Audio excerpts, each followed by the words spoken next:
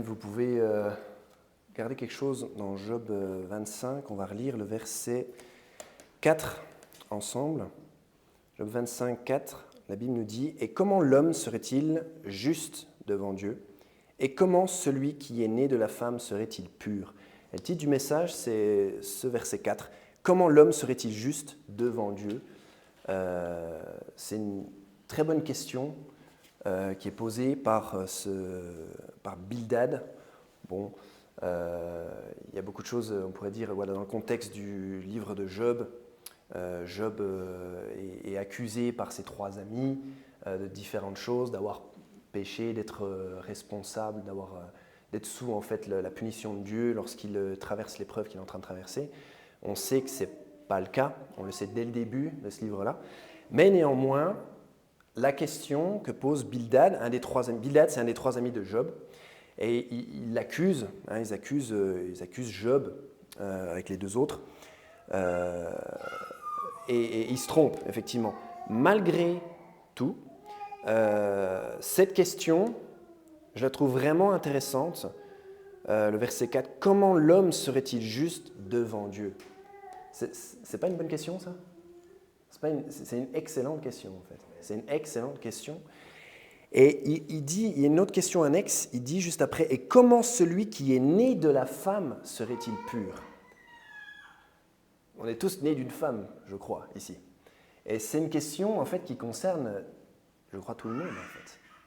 C'est une question qui peut être, qui concerne, en fait, pas qui peut, qui concerne tout le monde. C'est la question, je dirais, qu'en fait, beaucoup de gens se posent sur Terre, en fait.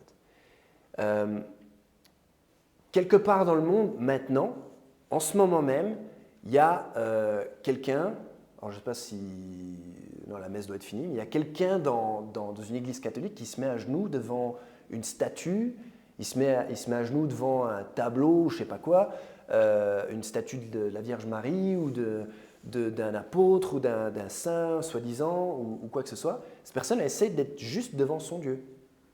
Elle essaie d'être juste devant son Dieu. Quelque part dans le monde, il y a quelqu'un qui brûle de l'encens devant un petit Bouddha ou quelque chose comme ça. Et c'est une personne qui essaie d'être juste devant son Dieu. Et elle fait ça pour apaiser un Dieu ou pour se mettre du bon côté des choses vis-à-vis d'un Dieu. Quelque part dans un pays oriental, un fakir, j'ai confirmation que ça s'appelle comme ça, un fakir, quelqu'un s'allonge sur une planche à clous. Il s'allonge sur une planche à clous et il souffre de se mettre sur une planche à clous. Ça a l'air de faire mal. Et il s'assoit là-dessus, il s'allonge là-dessus pendant une certaine période de temps, pensant que peut-être il sera juste devant son Dieu. Il essaie de faire ça pour être juste devant un Dieu. Et on pourrait faire toute la liste comme ça. Il y a des missionnaires mormons qui se baladent forcément aujourd'hui à Lausanne, quelque part, pour faire leur service qu'ils doivent faire pendant une paire d'années à l'étranger. Ils font ça, ils ont payé pour faire ça. Hein, vous saurez, quand vous rencontrez ces missionnaires mormons, ils voyagent à leurs propres frais et ils payent pour tout pendant plusieurs mois. Donc, et ça coûte très très cher, surtout de venir ici. Et ils font ça pour être juste devant leur Dieu. Donc, ils essayent d'être juste devant leur Dieu en faisant ça. Ils pensent qu'en faisant ça, ils seront acceptés, ils seront justes. Et tout le monde a sa petite version de comment être juste devant son Dieu. Là, Bildad, il dit « Comment l'homme serait-il juste devant Dieu ?» La question, elle est bonne. La question, elle est bonne. C'est très bonne. Et comment celui ou celle qui est né de la femme serait-il pur? C'est ça qu'on veut. Le fakir, il espère être pur. Le catholique, il essaye d'être pur. Il essaie à sa manière. Nous, la question qui nous intéresse, c'est celle-ci, et elle est tout à fait valide. Les réponses, il n'y en a qu'une, en fait. Et tout d'abord, ce qu'il faut comprendre, c'est que l'homme, il a un problème. Hein, et vous pouvez aller en psaume 51. Voilà, en psaume 51. L'homme a un problème.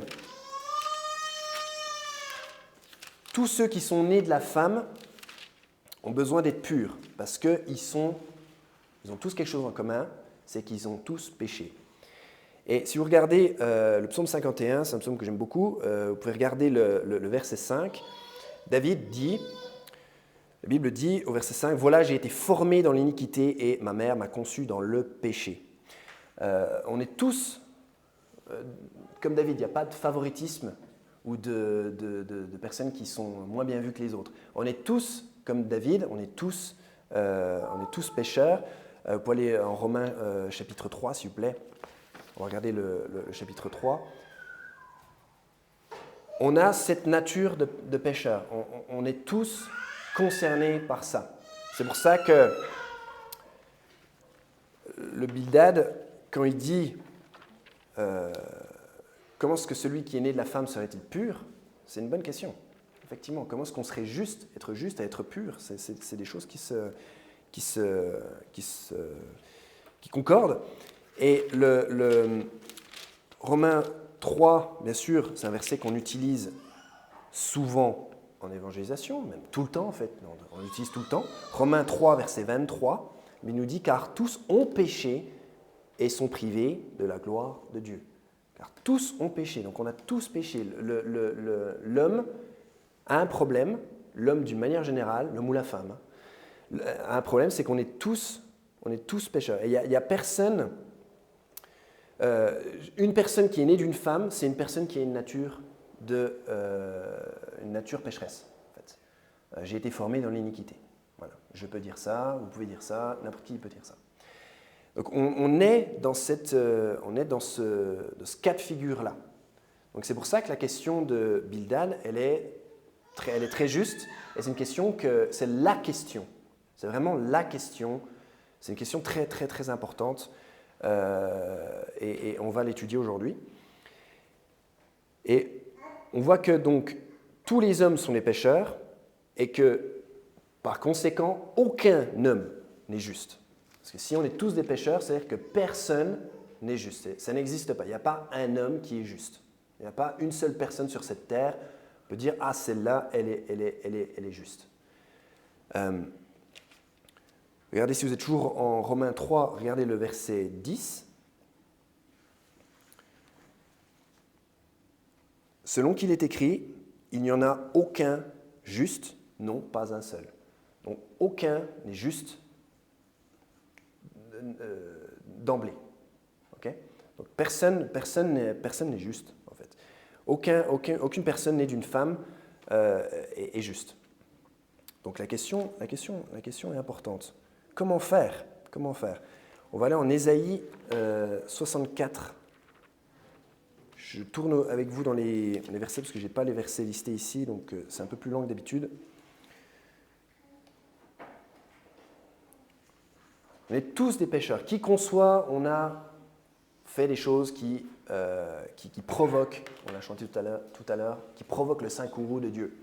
On a tous fait des choses qui l'agacent. Et Ésaïe nous le dit comme ça.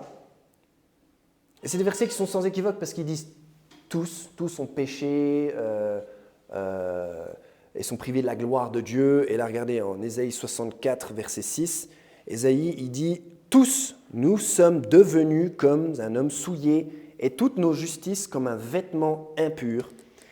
Nous nous sommes tous flétris comme le feuillage et nos iniquités nous emportent comme le vent. » Voilà, l'homme est dans cette situation et même nos efforts, même les plus grands efforts, ne peuvent pas changer ça. On est devenu comme un homme souillé, toutes nos justices comme un vêtement impur. C'est-à-dire que même les meilleurs efforts devant Dieu, c'est un vêtement impur.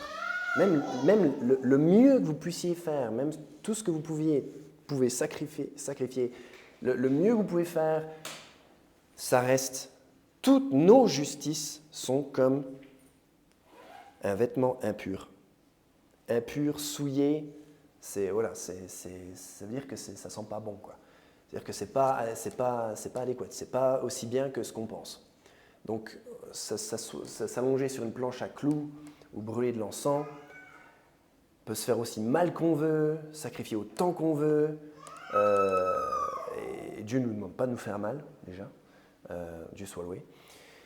Mais tout ça, tous ces efforts réunis, c'est un vêtement impur et c'est absolument, ça ne peut pas justifier l'homme.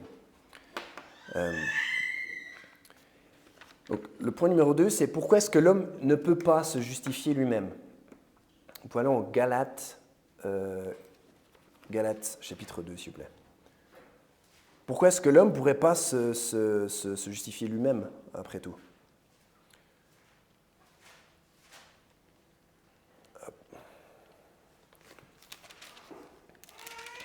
En faisant des choses, en respectant la loi. Le problème, c'est que la loi, il faudrait la respecter, et la loi, elle ne peut pas sauver.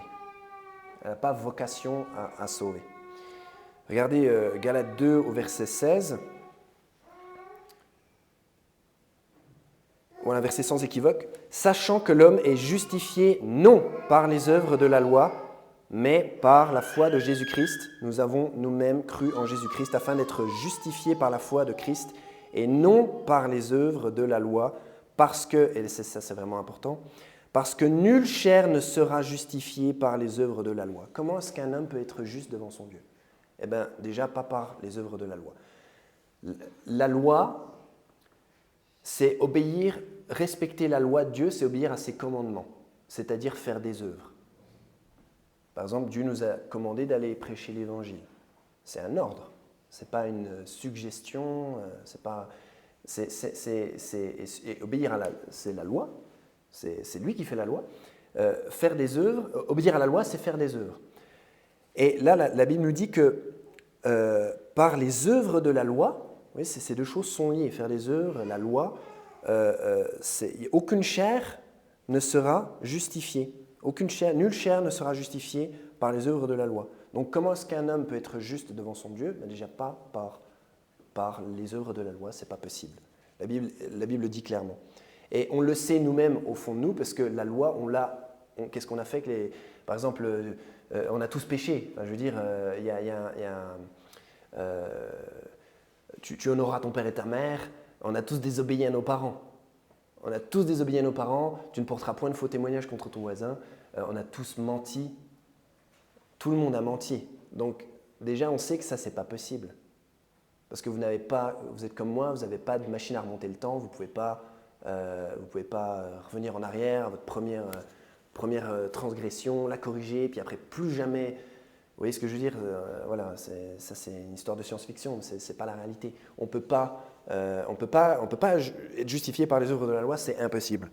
La Bible nous le dit clairement, Éphésiens 2, 8 et 9, car par grâce vous êtes sauvés par le moyen de la foi, et cela ne vient pas de vous-même, c'est le don de Dieu, non des œuvres, afin qu'aucun homme ne se vante. Parce que si c'était par nos propres efforts, on pourrait avoir du mérite. Et la Bible dit, afin qu'aucun homme ne se vante. Non des œuvres. Donc, ce n'est pas par les œuvres. La Bible précise que c'est nullement par les œuvres et par les œuvres de la loi. Respecter, on ne sera pas... s'allonger sur une planche à clous, ce n'est pas une œuvre de la loi. Hein, personne ne nous demande de faire ça. Et ça ne justifiera pas. Donc, même les vraies œuvres, même les vraies choses que Dieu nous demande de faire, de vous asseoir à l'église, d'aller évangéliser, tout ça, c'est pas ça qui sauve. La Bible dit qu'on est sauvé par grâce, par le moyen de la foi. Et on va en parler après. C'est non des œuvres. Donc comment est-ce que l'homme serait juste devant Dieu? Pas par les œuvres. Impossible. C'est impossible. Et on peut se dire, mais pourquoi? Le fakir, il dit, mais pourquoi je ne peux pas être justifié en faisant ce que je fais?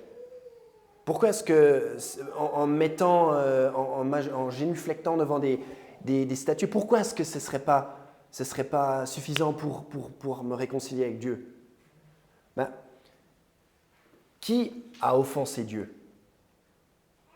Qui c'est qui a offensé Dieu? C'est l'homme. Hein? Donc l'homme a offensé Dieu. Et Dieu, est-ce qu'il est en colère contre le péché? le saint courroux de Dieu, c'est quoi? C'est illustré le mieux par un endroit éternel qui s'appelle l'enfer. Un endroit où le feu n'est jamais éteint. Hein? Et ils sont tourmentés jour et nuit pour toujours et à jamais. D'accord? Tous les menteurs auront leur part dans le lac qui brûle avec le feu et avec le soufre. Donc Dieu, visiblement, est offensé. Il a été offensé par ce qu'on a fait. Et il est courroucé. C'est même plus qu'offensé, il est courroucé, il est en colère. Moi, je l'ai offensé. Est-ce que c'est logique pour moi de dicter à Dieu les termes de comment on va se réconcilier? Est-ce que vous trouvez que ce serait logique pour l'homme de dire « Écoute Dieu, bon, je sais que tu as allumé les feux de l'enfer éternels pour punir, mais on va s'arranger. Je vais m'allonger sur une planche à clous et ça va te suffire. » Est-ce que c'est illogique de faire ça? Imaginez par exemple si mon fils il casse mon ordinateur. Il prend mon ordinateur, il casse mon ordinateur, je ne peux plus travailler. Je vais être en colère. Je vais peut-être avoir envie de le corriger, s'il a fait exprès, surtout s'il a fait exprès. Et est-ce qu'il va dire non, non, non, non, papa, j'ai cassé ton ordi, je vais t'expliquer comment tu vas t'apaiser. Non, ce n'est pas comme ça que ça va se passer. Si vous transgressez une loi, vous grillez un feu rouge à Lausanne, c'est 300 francs d'amende, comme ça vous saurez. Eh ben, vous n'allez pas dire à la police, non, je ne vais pas te donner 300 francs, je vais te payer en banane. Je vais te payer avec des... je vais t'envoyer une carte postale et te dire que je suis désolé. Vous voyez ce que je veux dire? C'est pas selon nos termes. C'est pas celui qui a offensé, c'est pas le transgresseur qui va dicter ses termes à la personne qui a été offensée. Parce que Dieu est très offensé avec le péché. Dieu, il est en colère contre le péché. Ça l'horripile. Peut-être nous, on ne se rend pas compte, mais ça l'horripile. Vous pouvez lire le psaume 51. Le contexte de ce psaume, c'est l'adultère, le meurtre. David a commis les deux avec Bathsheba. Et Dieu il y a une conséquence à son péché. Le fils, qui est le résultat le bébé qui est le résultat de cette union illicite, va mourir. Le péché, c'est extrêmement grave. Les gens qui meurent, qui ont péché, qui n'ont pas Jésus-Christ comme leur sauveur, vont en enfer, pour toujours et à jamais. C'est extrêmement sérieux.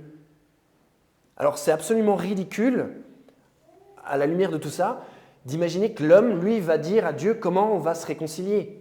La planche à clous, les statues, je vais faire telle ou telle chose, Dieu, tu vas être apaisé. Non, ce n'est pas comme ça que ça fonctionne.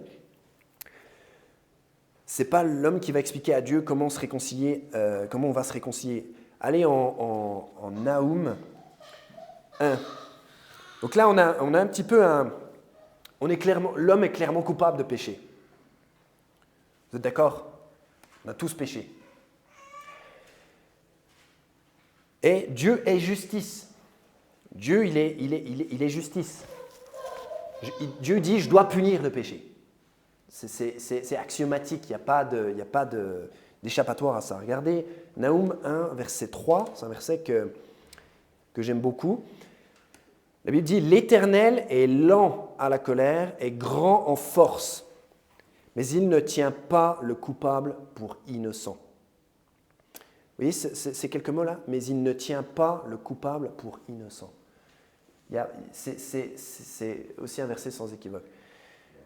Donc, Dieu dit, je ne peux pas acquitter le coupable. Je ne peux pas acquitter le coupable, ce n'est pas possible. Il faut que ma justice soit faite. Il n'y a pas de corruption possible avec le juge, comme il peut y avoir dans nos systèmes de justice. Dieu dit, l'Éternel, il ne tient pas le coupable pour innocent. Ce n'est pas possible. On ne peut pas être innocenté en ayant fauté. Le coupable, c'est nous. On a péché. Mais vous voyez, la Bible, elle dit, il ne tient pas le coupable pour innocent. Mais il n'y a pas marqué que vous ne pouvez pas devenir innocent malgré tout. Si quelqu'un devient coupable à votre place, ce qu'il faut, c'est que la justice soit accomplie. C'est obligé. Parce que la Bible, elle dit, car tous ont péché et sont privés de la gloire de Dieu. Donc, il y a cette séparation qui est nette. On n'atteint pas la gloire de Dieu, ce n'est pas possible.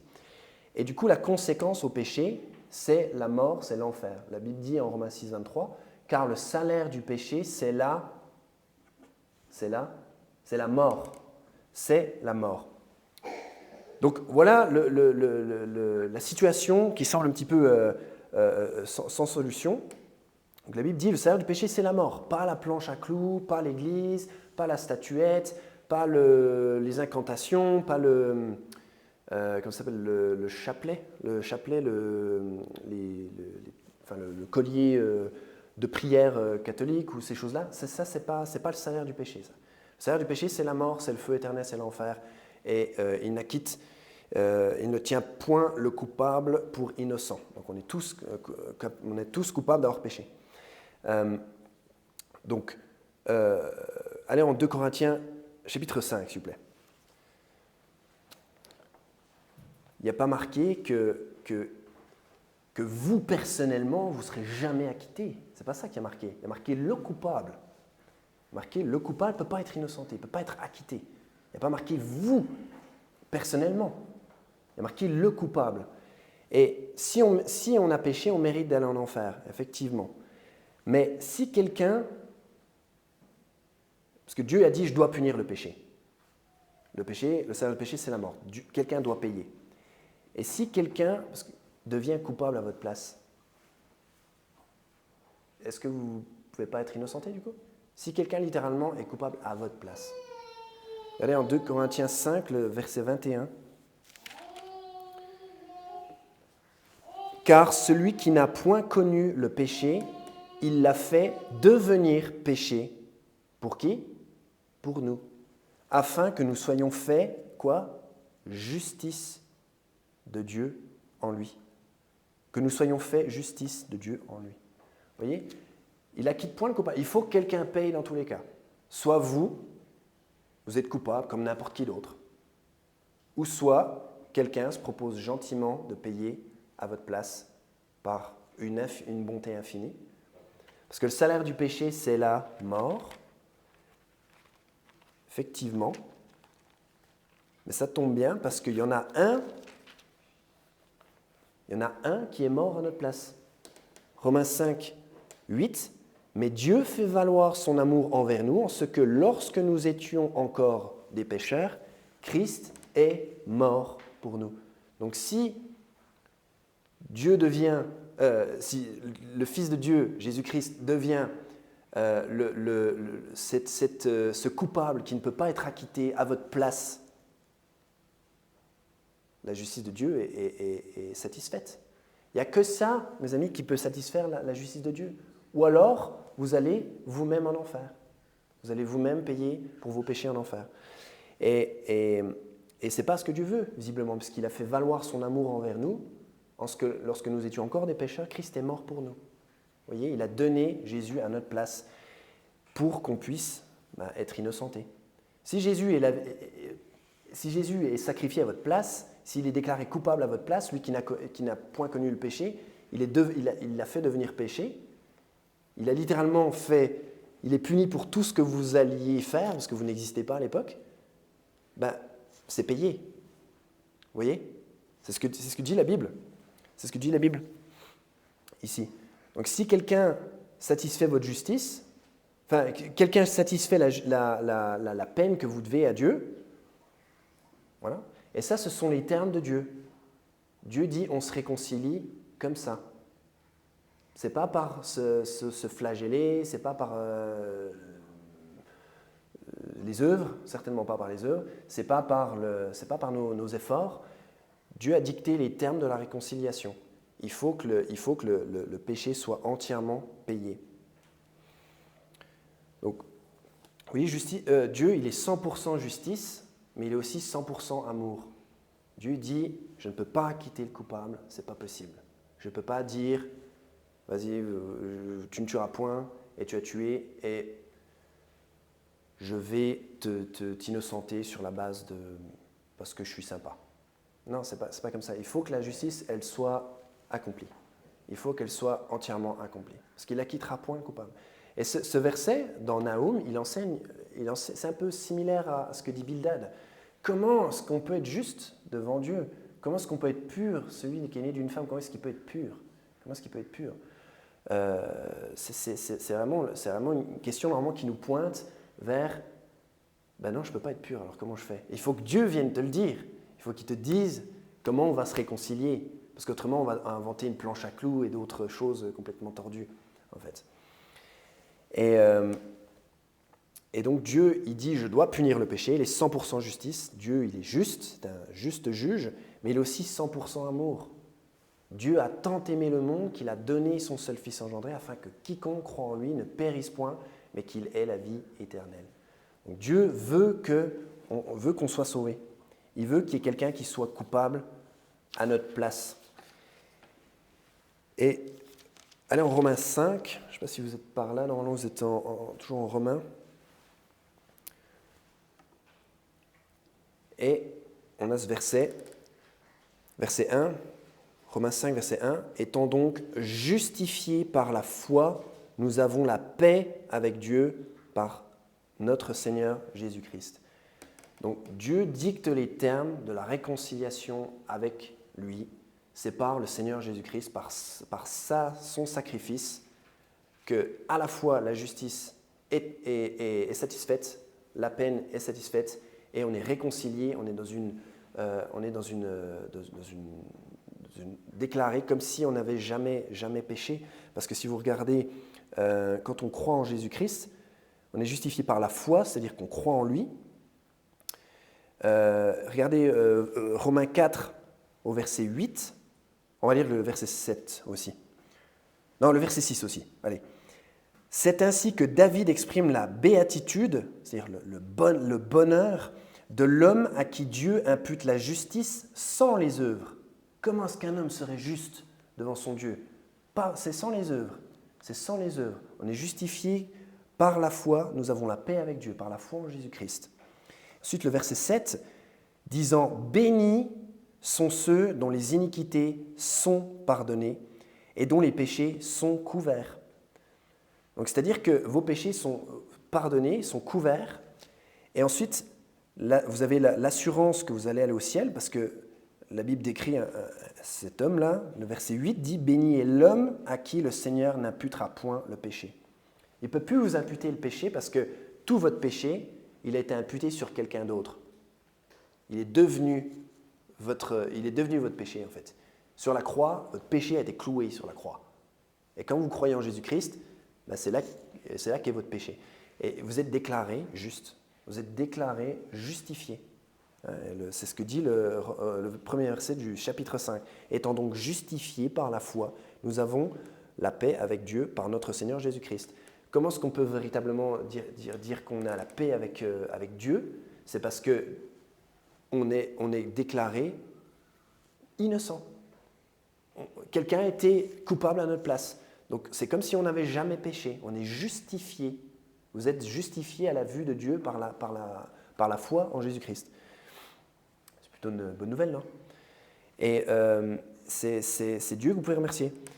Et c'est vraiment important de comprendre, même quand on prêche l'Évangile, que Dieu devienne, enfin que Jésus-Christ est Dieu, mais je veux dire, il a été notre victime expiatoire, qu'il y a une transaction qui est faite. Il y en a un qui a péché, il ne peut pas se justifier tout seul. Il y en a un qui n'a pas péché, qui meurt à sa place, parce que le salaire du péché, la rétribution méritée pour le péché, c'est de mourir, c'est la mort. C'est la mort dans tous les sens du terme, physique, c'est spirituel, d'aller en enfer. Et Jésus-Christ, il est ressuscité. Effectivement, c'est pour ça qu'on peut se confier en lui, que tout ce qu'il a dit est vrai. Et ça satisfait ça satisfait la colère de Dieu. Ça ôte le péché du monde. Le Seigneur Jésus-Christ, il est l'agneau de Dieu qui ôte le péché du monde. Quand Jean-Baptiste le voit arriver, il dit « Voici l'agneau de Dieu qui ôte le péché du monde. » C'est lui qui peut faire ça. Et je ne suis même pas digne de délier la courroie de ses souliers, parce qu'il est bien supérieur à Jean-Baptiste. Jean-Baptiste il est dit de lui que c'était le plus grand. Donc, lui, il dit ça. Lui, il se sent indigne en voyant Jésus-Christ, de même délier la courroie de ses souliers. Donc, tout est dit, quoi. Et donc, comment est-ce qu'un homme... Je vais retourner en Job. Et comment l'homme serait-il juste devant Dieu? Et comment celui qui est né de la femme serait-il pur? C'est celui qui a cru en Jésus-Christ. C'est la seule solution. Et cette question pointe vers Jésus. Cette question est directement connectée à la foi en Jésus-Christ. Parce que être juste, être justifié, il faut être déclaré juste. C'est forcément le juge qui va nous déclarer juste. Ce n'est pas le coupable qui va dire au juge comment ça va se passer au tribunal. Non. Ce n'est pas comme ça que ça se passe. Comme Dieu n'acquitte point le coupable, que ce n'est pas possible de s'arranger avec Dieu, il faut forcément que quelqu'un paye. Donc, si quelqu'un devient coupable à votre place, le juge ne sera-t-il pas satisfait? Si quelqu'un de parfait se met coupable à votre place et a les moyens de payer, parce qu'il faut bien comprendre que nous, on doit mourir parce qu'on a péché, mais Jésus-Christ, est-ce qu'il a péché, Jésus-Christ? Non, il n'a pas péché. Hein, c'est ce que dit Pierre. Il dit, lui qui n'a commis aucun péché. En 1 Pierre 2, verset 22, lui qui n'a point commis de péché. Voilà, il n'a jamais commis. Il a été tenté en tout point tel que nous sommes, cependant sans péché. Il n'a jamais péché. Donc, lui, il a les moyens de venir payer votre amende. Vous voyez ce que je veux dire? Quand il est appelé au tribunal et qu'il paye, il est sacrifié à votre place, son sacrifice vaut quelque chose. Moi, mon sacrifice, je suis pécheur. Donc, tout son péché, le salaire du péché, c'est la mort. Je mérite juste d'aller en enfer. Voilà tout ce que je peux apporter à la table des négociations, en fait. C'est un vêtement impur. C'est des choses comme ça. Alors que Jésus-Christ, lui, il n'a commis aucun péché. Donc, quand il paye, donc il peut se permettre de payer pour les péchés des autres. Autrement, ce serait un hypocrite. Vous voyez? Autrement, il aurait déjà besoin d'être justifié pour ses propres péchés, mais il n'en a pas. Vous voyez? Donc, il peut payer. Il peut payer pour nos péchés. Et l'homme, voilà de quoi il a besoin. L'homme né d'une femme, il a besoin d'une substitution de sa personne vile. Il a besoin de quelqu'un, pour être pur, comme demande Bildad, il a besoin de quelqu'un de juste qui meurt à sa place pour pouvoir être déclaré juste aussi, en fait. C'est un échange, c'est une transaction. Et c'est que comme ça que le Seigneur peut acquitter le coupable. C'est que vous ne soyez pas coupable. Et comme on ne peut pas ne pas pécher, il y a une autre solution. Bildad, je ne sais pas s'il était au courant de ça, mais maintenant c'est sûr que si. Il faut être parfait. Et le seul qui était comme ça, c'était le Seigneur Jésus. Donc l'homme peut être juste, justifié selon les termes de Dieu. Voilà.